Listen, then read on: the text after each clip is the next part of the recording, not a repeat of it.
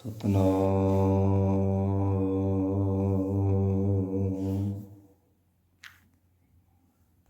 ਸ਼੍ਰੀ ਵਾਹਿਗੁਰੂ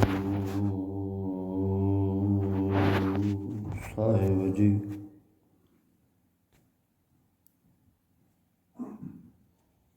ਇੱਕ ਓਂਕਾਰ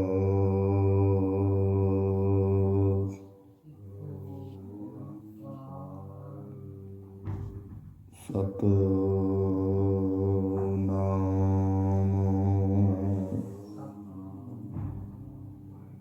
ਕਰਤਾ ਪੁਰਖ ਨਿਰਭਉ ਨਿਰਵੈਰ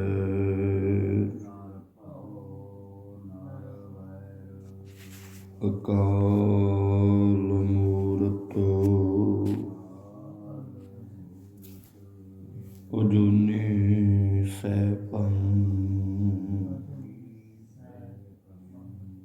ਗੁਰ ਪ੍ਰਸਾਦਿ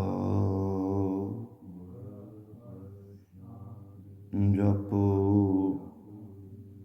ਆਦਿ ਸਚ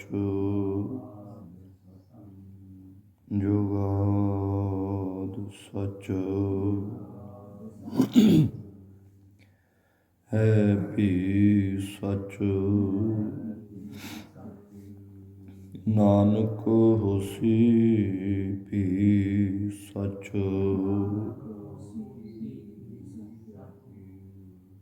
ਜਿਉ ਬੁਲਾਵੇ ਤਿਉ ਬੋਲੇ ਸੁਆਮੀ ਕੁਦਰਤ ਕਵਣ ਹਮਾਰੀ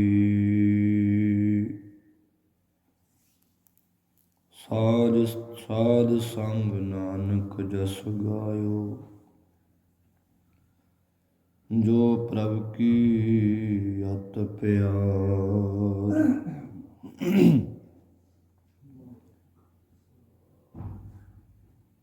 ਤੁਮਰੀ ਸ਼ਰਨ ਤੁਮਾਰੀ ਆਸਾ ਤੁਮ ਹੀ ਸੱਜਣ ਸੁਹੇਲੇ ਰੱਖੋ ਰੱਖਣਹਾਰ ਦਿਆਲਾ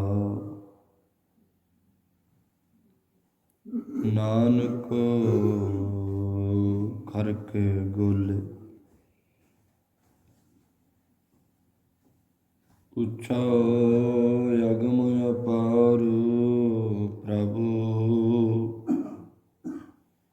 ਕਥਨ ਨਾ ਜਾਏ ਅਕਥ ਨਾਨਕ ਪ੍ਰਭ ਸ਼ਰਨਾਗਤੀ ਰਾਖਨ ਕਉ ਸਮਰਥ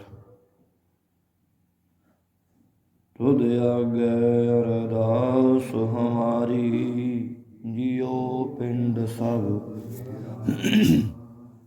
ਕਹੋ ਨਾਨਕ ਸਭ ਤੇਰੀ ਵਡਿਆਈ ਕੋਈ ਨਾਉ ਨਾ ਜਾਣੈ ਮੇਰਾ ਕਹੋ ਨਾਨਕ ਸਭ ਤੇਰੀ ਵਡਿਆਈ ਕੋਈ ਨਾਉ ਨਾ ਜਾਣੈ ਮੇਰਾ। ਪਰਮ ਸਤਿਕਾਰਯੋਗ ਗੁਰੂ ਰੂਪ ਸਾਧ ਸੰਗਤ ਜੀ, ਵਾਹਿਗੁਰੂ ਜੀ ਕਾ ਖਾਲਸਾ ਵਾਹਿਗੁਰੂ ਜੀ ਕੀ ਫਤਿਹ। ਕੋਟਾਨ ਕੋਟ ਵਾਰ ਧੰਨਵਾਦ ਹੈ, ਸ਼ੁਕਰ ਹੈ ਮਾਲਕ ਦਾ।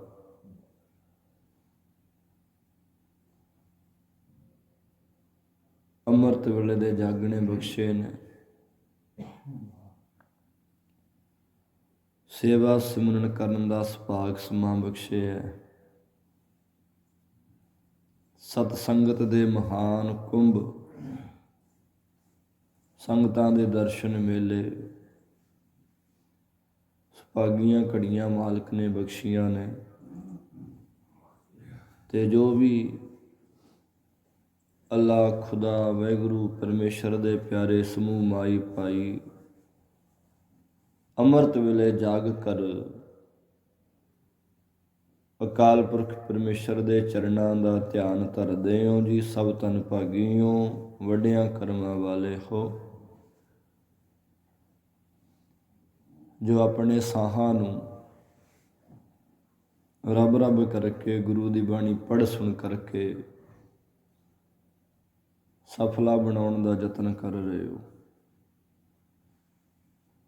ਲੜੀਵਾਰ ਕਥਾ ਦਾਤੇ ਦੀ ਮਿਹਰ ਕਿਰਪਾ ਦਾ ਸਦਕਾ ਪ੍ਰਾਪਤ ਹੋਈ ਹੈ। ਯਤਨ ਕਰੀਏ ਜੀ, ਸਤਿਗੁਰਾਂ ਦੇ ਪਾਵਨ ਬਚਨਾਂ ਨੂੰ ਅੰਦਰ ਗ੍ਰਹਿਣ ਦੀ ਬਿਰਤੀ ਬਣਾਈਏ। ਕੋਸ਼ਿਸ਼ ਕਰੀਏ ਕਿ ਗੁਰੂ ਦੀ ਬਾਣੀ ਦਾ ਸਾਡੇ ਅੰਦਰ ਪ੍ਰਕਾਸ਼ ਹੋ ਜਾਏ, ਚਾਨਣਾ ਆ ਜਾਏ। ਇਹ ਫਿਰ ਗੁਰੂ ਤੋਂ ਬਿਨਾਂ ਹਨੇਰੀ ਹੋਣਾ ਜੀਵਨ 'ਚ। ਬਲਿਹਾਰੀ ਗੁਰੂ ਆਪਣੇ ਦਿਹਾੜੀ ਸਦਬਾਰ, ਜਿਨ ਮਾਨਸ ਤੇ ਦੇਵਤੇ ਕੀਏ ਕਰਤ ਨਾ ਲਾਗੀ ਵਾਰ। ਐਸੇ ਗੁਰਾਂ ਤੋਂ ਬਲਿਹਾਰ ਜਾਈਏ, ਆਪਣਾ ਬਣਾ ਕੇ, ਜਿਹਨੇ ਰਾਖਸ਼ਾਂ ਤੋਂ ਨਰ ਮਨੁੱਖ ਦੇਵਤੇ ਬਣਾਉਣ 'ਚ ਟਾਈਮ ਨਹੀਂ ਲਾਉਣਾ। ਜਿਨ ਮਾਨਸ ਤੇ ਦੇਵਤੇ ਕੀਏ, ਪਹਿਲਾਂ ਰਾਖਸ਼, ਫਿਰ ਮਨੁੱਖ ਬਣਾ ਦਿੱਤੇ, ਫਿਰ ਦੇਵਤੇ ਬਣਾ ਦਿੱਤੇ। ਉਹ ਕਹਿੰਦੇ ਵੀ ਤਾਂ ਦੇਵਤਾ ਹੈ। ਸਾਧ ਮਤ ਕਰਤ ਨਾ ਲਾਗੀ ਵਾਰ, ਟਾਈਮ ਨਹੀਂ ਲਾਉਂਦਾ ਜੀ ਉਹ। ਗੱਲ ਧਿਆਨ ਜੋੜਨ ਦੀ ਹੈ, ਬਿਰਤੀ ਬਣਾਉਣ ਦੀ ਆ। ਜਦੋਂ ਅਸੀਂ ਉਹਦੇ ਬਣ ਗਏ, ਉਹਨੇ ਅੰਦਰ ਦੀਆਂ ਮਾੜੀਆਂ ਭਾਵਨਾਵਾਂ ਜਿਹੜੀਆਂ ਨੇ, ਖਿਆਲਾਤ ਜਿਹੜੇ ਨੇ, ਖਤਮ ਕਰ ਦੇਣੇ ਨੇ। ਬਸ ਬਿਰਤੀ ਚੇਂਜ ਕਰਨੀ ਉਹਨੇ। ਦੇਵਤਾ ਬੁੱਧੀ ਬਣਾ ਦੂਗਾ, ਪਰ ਸ਼ਰਤ ਹੈ ਕਿ ਬੰਦਾ ਆਪਣੇ ਔਗਣ ਜਿਹੜੇ ਨੇ ਨਾ ਇੱਥੇ ਧਰਨ ਆਵੇ, ਛੱਡਣ ਆਵੇ ਮਾੜੀਆਂ ਆਦਤਾਂ ਜਿਹੜੀਆਂ ਨੇ, ਫਿਰ ਗੱਲ ਬਣੇਗੀ। ਫਿਰ ਜੇ ਸੋ ਚੰਦਾ ਉਗਵੈ, ਸੂਰਜ ਚੜ੍ਹੇ ਹਜ਼ਾਰ। ਸੈਂਕੜੀ ਚੰਦਰਵੇਂ ਚੜ੍ਹਨ, ਚੰਦ ਚੜ੍ਹਨ, ਹਜ਼ਾਰੀ ਸੂਰਜ ਚੜ੍ਹਨਾ। ਕਿਤਨਾ ਇੱਕ ਸੂਰਜੇ ਨਹੀਂ ਮਾਣ। ਰਾਤ ਨੂੰ ਚੰਦ ਦੀ ਚਾਨਣੀ ਵੀ ਹੁੰਦੀ ਹੈ, ਚਾਨਣ ਹੁੰਦਾ ਹੈ, ਦਿਨ ਚੜ੍ਹਨ ਵਾਂਗੂ ਕਰ ਦਿੰਦਾ। ਸੈਂਕੜੀ ਚੰਦਰਵੇਂ ਚੜ੍ਹ ਜਾਣ, ਹਜ਼ਾਰੀ ਸੂਰਜ ਚੜ੍ਹ ਜਾਣ, ਫਿਰ ਵੀ ਗੁਰ ਬਿਨ ਘੋਰ ਅੰਧਾਰ। ਗੁਰੂ ਤੋਂ ਬਿਨਾਂ ਹਨੇਰੀ ਹੋਣਾ। ਜੇ ਜਿਉਣਾ ਨਾ ਜੀ ਆਇਆ ਜੀ ਸੰਸਾਰ 'ਚ, ਬੰਦੇ ਦਾ ਆਉਣਾ ਲਾਹਨਤ ਹੈ। ਜਿਨ ਹਰ ਹਰ ਹਰਸ ਨਾਮ ਨਾ ਪਾਇਆ, ਤੇ ਭਾਗਹੀਣ ਜਮ ਪਾਸ।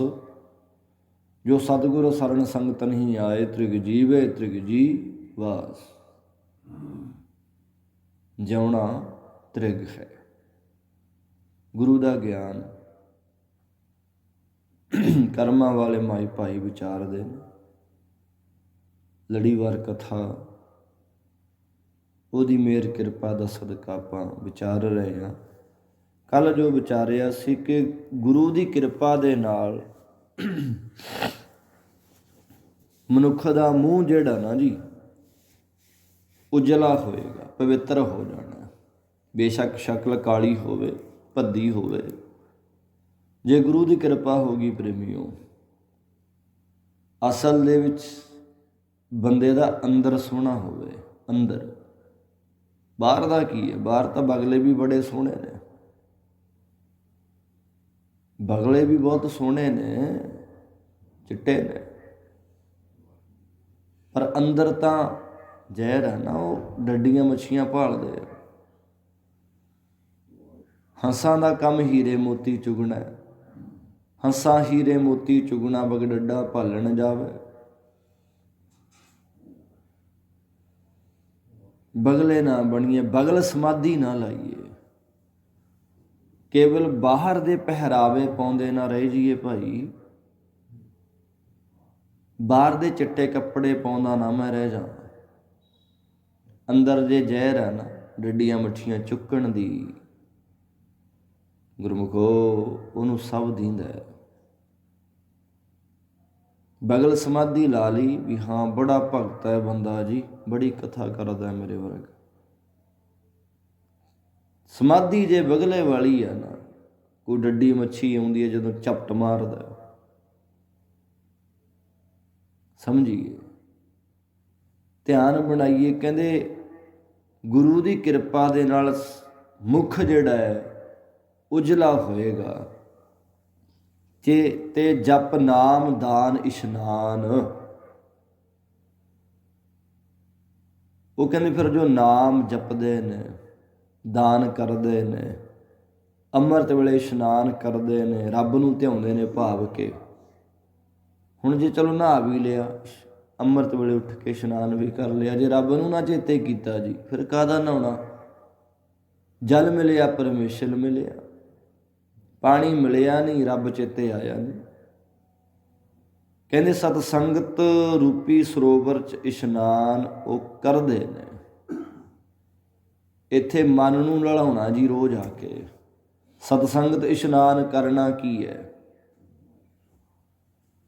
ਮਾਗ ਮੱਜਨ ਸੰਗ ਸਾਧੂਆਂ ਧੂੜੀ ਕਰ ਇਸ਼ਨਾਨ। ਆ ਸਾਧੂਆਂ ਦਾ ਸੰਗ, ਗੁਰੂ ਦਾ ਦੁਆਰਾ ਜੀ, ਸੱਚਖੰਡੀ ਅਸਥਾਨ ਜਿਹੜਾ ਮਹਾਰਾਜ ਦਾ, ਇੱਥੇ ਮਨ ਨੂੰ ਲੜਾਉਣਾ ਹੈ। ਇਹਦੇ ਨਾਲ ਕੀ ਹੁੰਦਾ ਹੈ? ਕਾਮ ਕ੍ਰੋਧ ਲੋਭ ਬਿਨਸਿਆ ਤਜਿਆ ਸਭ ਅਭਿਮਾਨ।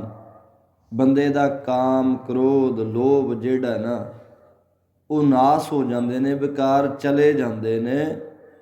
ਕਾਮ ਵਾਸਨਾ ਦਾ ਵੇਗ ਦਮਨ ਹੋ ਗਿਆ, ਕ੍ਰੋਧ ਦੀ ਅੱਗ ਠੰਡੀ ਹੋ ਜਾਂਦੀ ਆ, ਤੇ ਬੰਦੇ ਦਾ ਅਭਿਮਾਨ ਜਿਹੜਾ ਨਾ, ਅਭਿਮਾਨ ਹੰਕਾਰ ਉਹ ਚਲਾ ਜਾਂਦਾ। ਪਾਇਆ ਲਾਹਾ ਲਾਭ ਨਾਮ ਪੂਰਨ ਹੋਏ ਕਾਮ। ਉਹਨਾਂ ਗੁਰਮੁਖਾਂ ਨੇ ਇਸ ਸੰਸਾਰ ਦੇ ਵਿੱਚ ਪਰਮਾਤਮਾ ਦੇ ਨਾਮ ਦਾ ਲਾਹਾ ਕਹੀਏ ਨਫਾ, ਤੇ ਪਰਲੋਕ ਦਾ ਜਸ ਰੂਪ ਫਾਇਦਾ ਜਿਹੜਾ ਹੈ ਉਹ ਪ੍ਰਾਪਤ ਕਰ ਲਿਆ,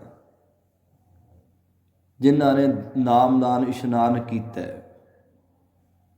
ਕਾਮ ਵਾਸ਼ਨਾ ਜਾਂ ਸੰਕਲਪ ਜਿਹੜੇ ਨੇ ਉਹ ਪੂਰੇ ਹੋ ਗਏ, ਭਾਵ ਦਬ ਗਏ ਜੀ, ਦੱਬ ਦਿੱਤੇ, ਖਤਮ ਨੇ। ਗਿਆਨ ਹੋ ਜਾਂਦਾ ਬੰਦੇ ਨੂੰ ਇਹਨਾਂ ਦੇ ਬਸ ਹੋ ਕੇ ਸਜਣਾ ਕੁਕਰਮ ਕਰਾਂਗਾ, ਭਰਾਂਗਾ ਜ਼ਰੂਰ ਇਹਦਾ ਖਮਿਆਜਾ, ਜਿਹੜਾ ਲੇਖਾ ਦੇਣਾ ਪੈਣਾ।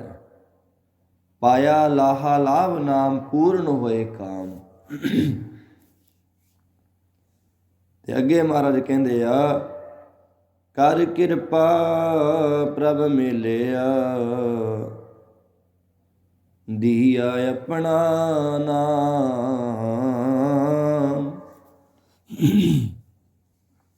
ਉਹਨਾਂ ਨੂੰ ਵਾਹਿਗੁਰੂ ਨੇ ਆਪ ਕਿਰਪਾ ਕਰਕੇ ਆਪਣੇ ਨਾਲ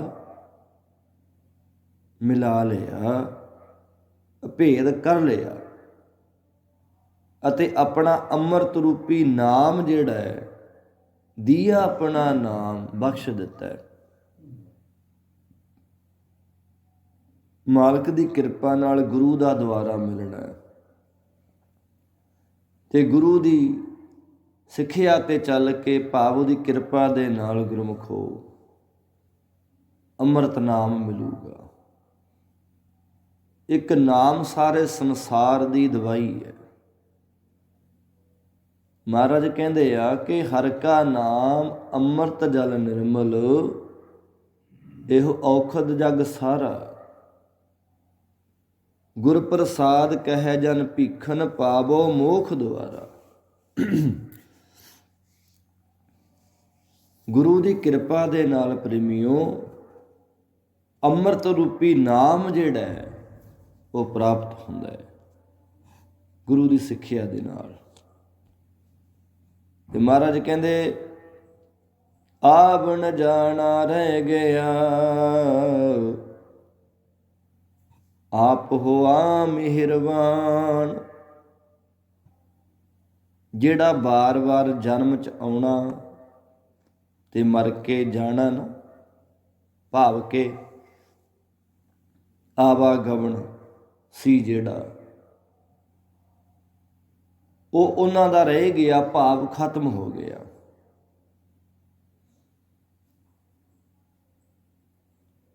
ਭਾਵ ਕਿ ਉਹ ਤੋਂ ਰਹਿਤ ਹੋ ਗਏ ਜਿਨ੍ਹਾਂ ਉੱਤੇ ਆਪ ਪਰਮੇਸ਼ਰ ਕਿਰਪਾ ਕਰਦਾ, ਮਿਹਰ ਕਰਦਾ। ਇਹ ਅਵਸਥਾ ਕਦੋਂ ਬਣਨੀ ਆ ਜੀ? ਬਹੁਤ ਵਾਰ ਆਪਾਂ ਪਿੱਛੇ ਬੇਨਤੀ ਕੀਤੀ ਹੈ, ਵਿਚਾਰੇ ਹੈ, ਇੱਕ ਜਨਮ ਹੈ ਸਾਡਾ ਮਾਂ ਦੀ ਕੁੱਖ ਚੋਂ ਦੁਨਿਆਵੀ ਤੌਰ ਤੇ,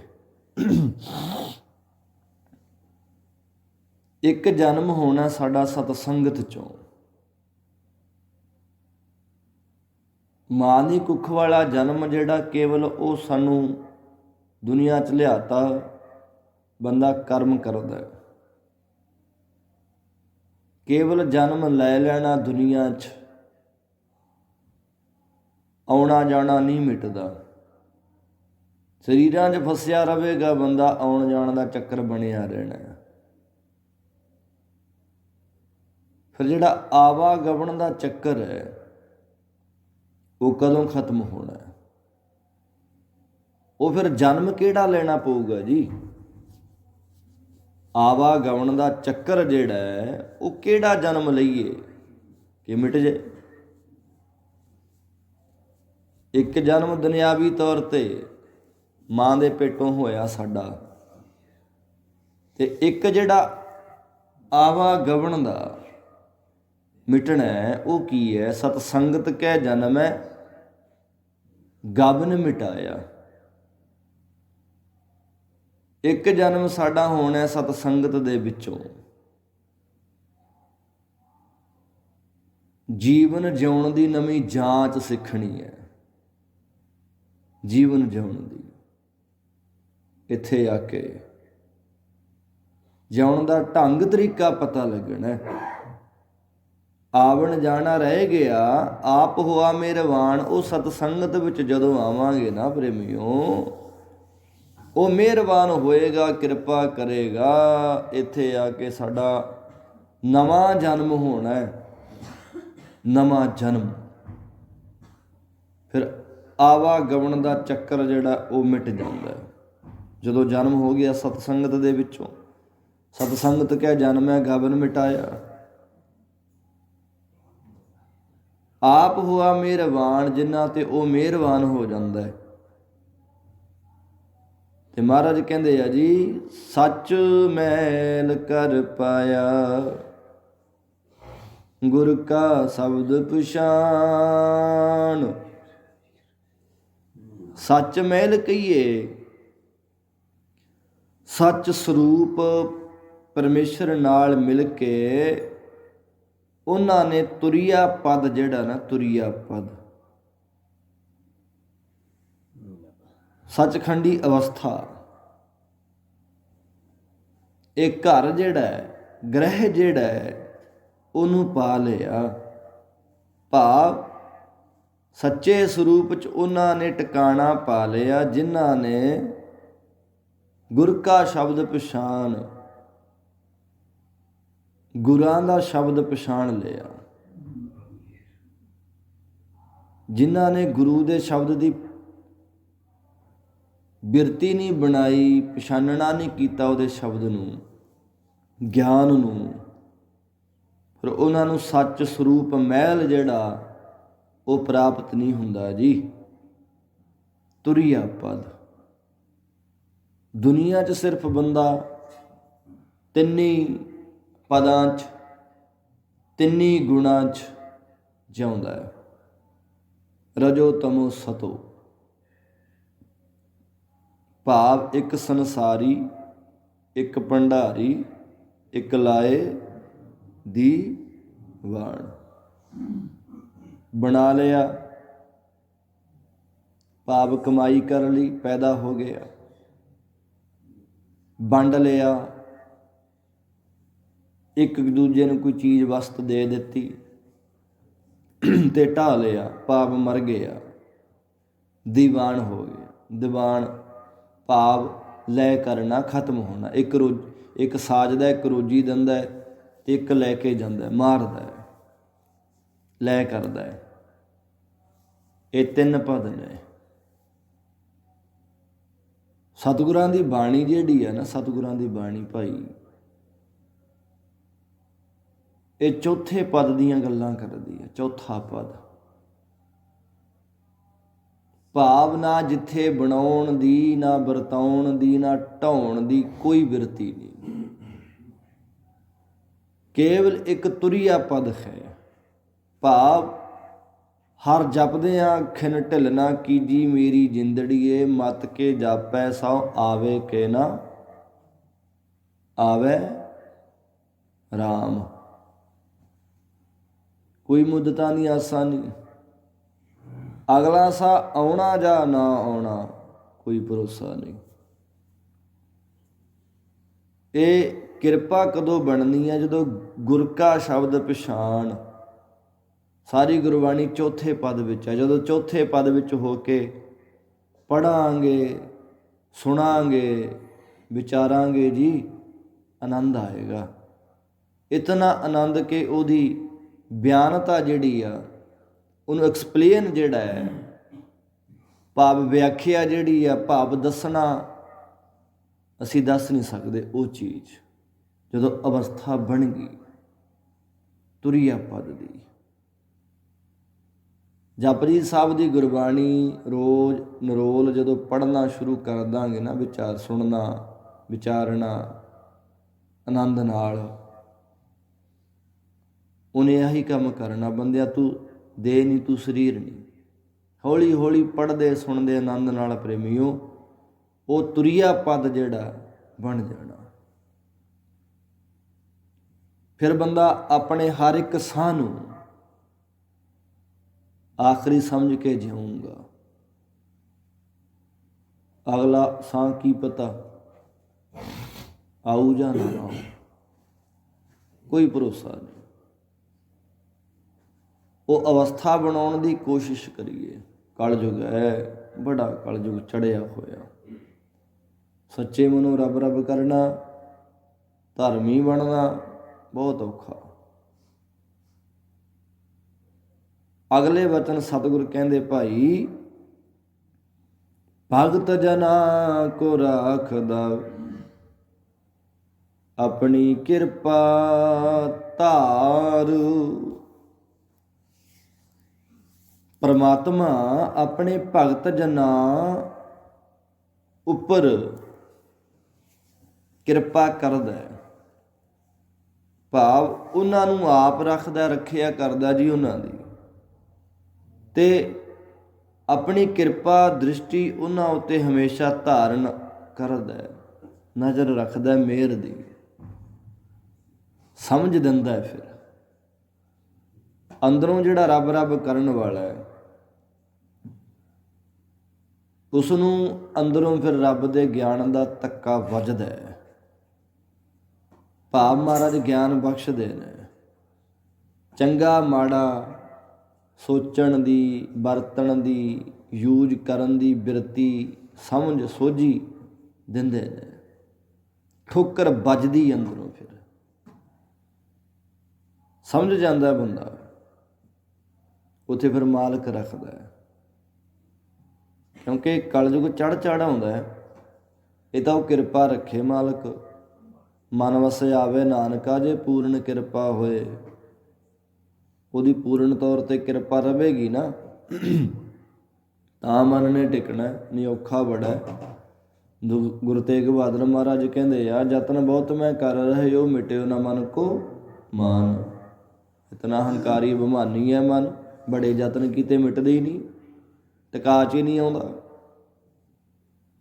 ਇੱਥੇ ਬੰਦੇ ਦਾ ਬਾਣੀ ਪੜ੍ਹਦੇ ਦਾ ਮਨ ਵੀ ਨਹੀਂ ਟਿਕਦਾ, ਕਥਾ ਕਰਦੇ ਦਾ ਨਹੀਂ ਮਨ ਟਿਕਦਾ, ਭੱਜਿਆ ਰਹਿੰਦਾ ਇੱਧਰ ਉੱਧਰ। ਹਾਂ ਕਿੰਨਾ ਕੁ ਚੜ੍ਹਾਵਾ ਆਉਂਦਾ, ਕੀ ਕੋਈ ਕਰਦਾ, ਕੋਈ ਮੇਰੇ ਵੱਲ ਨੂੰ ਵੀ ਆਉਂਦਾ ਜਾਂ ਨਾ, ਨਹੀਂ ਟਿਕਦਾ। ਮੇਰੀ ਕਥਾ ਨੂੰ ਲੋਕ ਸਰਾਹਤਾ ਕਰਨ, ਵਾਹ ਵਾਹ ਕਹਿਣ ਮੈਨੂੰ ਆ ਕੇ, ਇੱਦਾਂ ਫਿਰਦਾ ਰਹਿੰਦਾ ਜੀ, ਨੱਠਦਾ ਭੱਜਦਾ। ਇੱਥੇ ਆ ਕੇ ਫਲਾਣੇ ਨੂੰ ਮਿਲਣਾ, ਫਲਾਣਾ ਆਉਣਾ, ਆਹ ਨਾ ਕੰਮ ਹੋ ਜੇ, ਕਰੇ ਉਹ ਨਾ ਹੋ ਜੇ, ਮੇਰਾ ਬਾਹਰ ਸਾਈਕਲ ਖੜ੍ਹਾ, ਮੇਰੇ ਜੁੱਤੇ ਪਏ ਨੇ ਮਹਿੰਗੇ। ਇੱਥੇ ਆ ਕੇ ਗੁਰਮੁਖੋ ਬਿਰਤੀ ਜਿਹੜੀ ਆ ਨਾ ਕਿੱਦਾਂ ਦੀ ਹੋਵੇ। ਬਾਣੀ ਪੜ੍ਹਿਆ ਕਰੋ, ਮਨ ਲਾ ਕੇ ਸੁਣਿਆ ਕਰੋ, ਫਿਰ ਸਮਝ ਆਊ। ਬਹੁਤ ਵਾਰ ਵਿਚਾਰ ਕੀਤੀ ਆਪਾਂ, ਹਰ ਸਿਮਰਨ ਕੀ ਸਗਲੀ ਵੇਲਾ, ਹਰ ਸਿਮਰਨ ਬਹੁ ਮਾਹੇ ਅਕੇਲਾ। ਰੱਬ ਰੱਬ ਕਰਨਾ, ਬਾਣੀ ਪੜ੍ਹਨੀ, ਕਥਾ ਕਰਨੀ, ਸੁਣਨੀ, ਪ੍ਰੇਮੀਓ ਸੇਵਾ ਕਰਨੀ। ਬੰਦਾ ਇਕੱਲਾ ਹੋਵੇ, ਇਕੱਲਾ। ਹੁਣ ਮੈਂ ਇਕੱਲਾ ਕਿਹਨੂੰ ਕਥਾ ਸੁਣਾਊਂ ਜੀ, ਜੇ ਹੈ ਹੀ ਇਕੱਲਾ ਮੈਂ, ਕੋਈ ਨਾ ਏ ਅੱਗੇ ਪਿੱਛੇ, ਕੋਈ ਨਾ ਏ ਸੁਣ ਰਿਹਾ।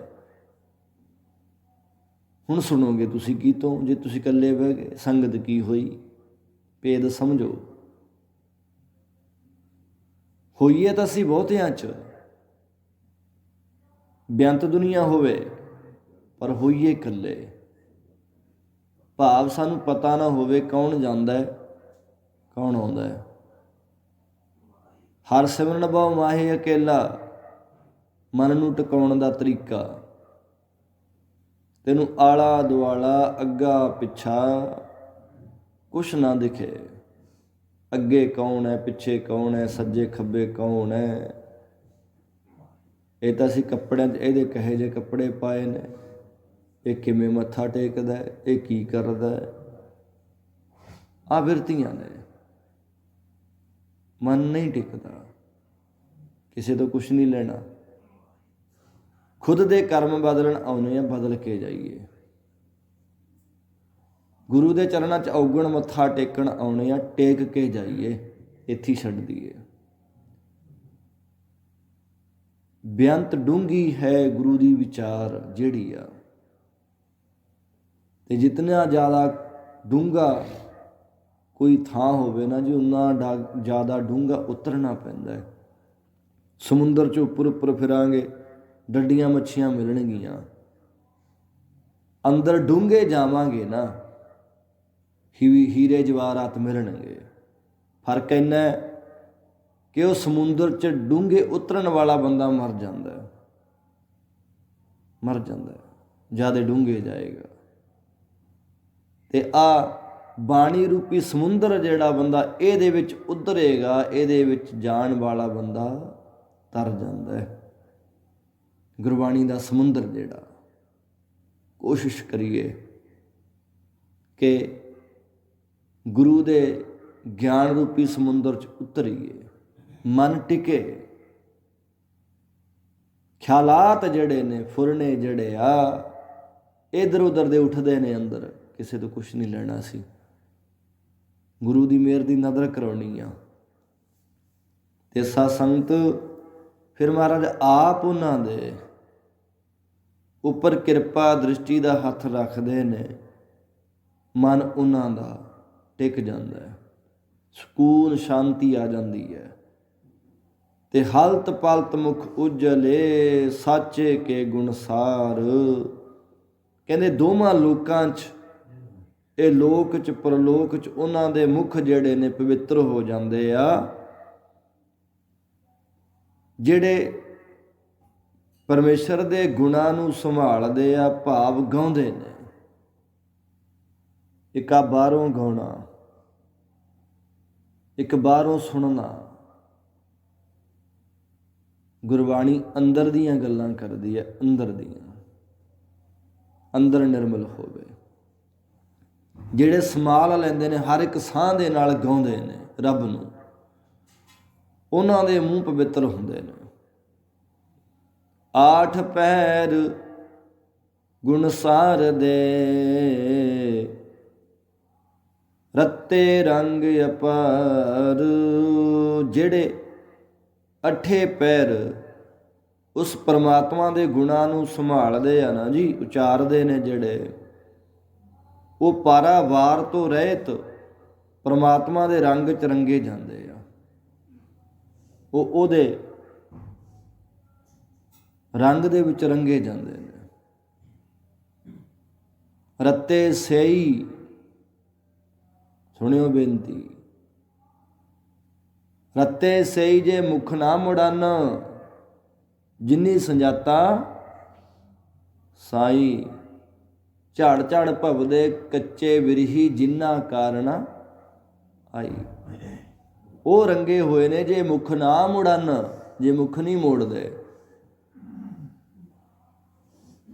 ਜਿਨੀ ਸੰਜਾਤਾ ਸਾਈ, ਜਿਨ੍ਹਾਂ ਨੇ ਉਹਨੂੰ ਜਾਣ ਲਿਆ, ਸਿਆਣ ਲਿਆ, ਪਾ ਲਿਆ। ਉਹ ਅਕਾਲ ਪੁਰਖ ਪਰਮੇਸ਼ਰ ਦੇ ਨਾਮ ਦੇ ਵਿੱਚ, ਰੰਗ ਦੇ ਵਿੱਚ ਰੰਗੇ ਜਾਂਦੇ ਆ ਪ੍ਰੇਮੀਓ। ਤੇ ਅੱਗੇ ਸਤਿਗੁਰ ਕਹਿੰਦੇ ਆ, ਪਾਰ ਬ੍ਰਹਮ ਸੁਖ ਸਾਗੁਰੂ, ਨਾਨਕ ਸਦ ਬਲਿਹਾਰ। ਐ ਭਾਈ, ਉਹ ਪਰਮਾਤਮਾ ਸੁੱਖਾਂ ਦਾ ਸਮੁੰਦਰ ਜਿਹੜਾ ਹੈ, ਮਹਾਰਾਜ ਕਹਿੰਦੇ ਆ, ਅਸੀਂ ਉਸ ਮਾਲਕ ਤੋਂ ਹਮੇਸ਼ਾ ਹੀ, ਸਦਾ ਹੀ ਸੈਂਕੜੇ ਵਾਰੀ ਕੁਰਬਾਨ ਜਾਂਦੇ ਆ। ਉਹ ਪਾਰ ਬ੍ਰਹਮ ਸੁਖ ਸਾਗਰ, ਉਹ ਪਰਮਾਤਮਾ, ਉਹਦਾ ਨਾਮ ਜਿਹੜਾ ਸੁੱਖਾਂ ਦਾ ਸਮੁੰਦਰ ਹੈ। ਸੁੱਖ ਚਾਹੀਦੇ ਆ ਤਾਂ ਸੁੱਖਾਂ ਦੇ ਸਮੁੰਦਰ ਨਾਲ ਜੁੜਨਾ ਪਏਗਾ, ਸਾਗਰ ਨਾਲ ਜੁੜਨਾ ਪਏਗਾ। ਸਤਿਗੁਰਾਂ ਦੇ ਬਚਨ ਰੋਜ਼ ਵਾਂਗ ਪੜ੍ਹਦੇ ਸੁਣਦੇ ਆ ਕਿ ਜੋ ਸੁਖ ਕੋ ਚਾਹੈ ਸਦਾ, ਸਰਨ ਰਾਮ ਕੀ। ਤੇ ਸਦਾ ਵਾਸਤੇ ਸੁਖ ਚਾਹੀਦੇ ਆ ਤਾਂ ਰਾਮ ਕਹੀਏ, ਪਰਮਾਤਮਾ ਪਰਮੇਸ਼ਰ ਦੀ ਸ਼ਰਨ ਵਿੱਚ ਆਉਣਾ ਪੈਣਾ, ਉਹਦੇ ਨਾਲ ਜੁੜਨਾ ਪਏਗਾ। ਹਰ ਕੋ ਨਾਮ ਸਦਾ ਸੁਖਦਾਈ, ਰੱਬ ਦਾ ਨਾਮ ਸਦਾ ਹੀ ਸੁੱਖ ਦਿੰਦਾ ਹੈ। ਉਹ ਸੁੱਖਾਂ ਦੇ ਦਾਤੇ ਨਾਲ ਜੁੜੀਏ ਪ੍ਰੇਮੀਓ। ਜੇ ਅਸੀਂ ਆਪਣੇ ਇੱਥੇ ਆਉਣਾ, ਸੰਸਾਰ 'ਚ ਰਹਿਣਾ, ਸਫਲਾ ਬਣਾਉਣਾ, ਲੇਖੇ ਵਿੱਚ ਲਾਉਣਾ ਹੈ।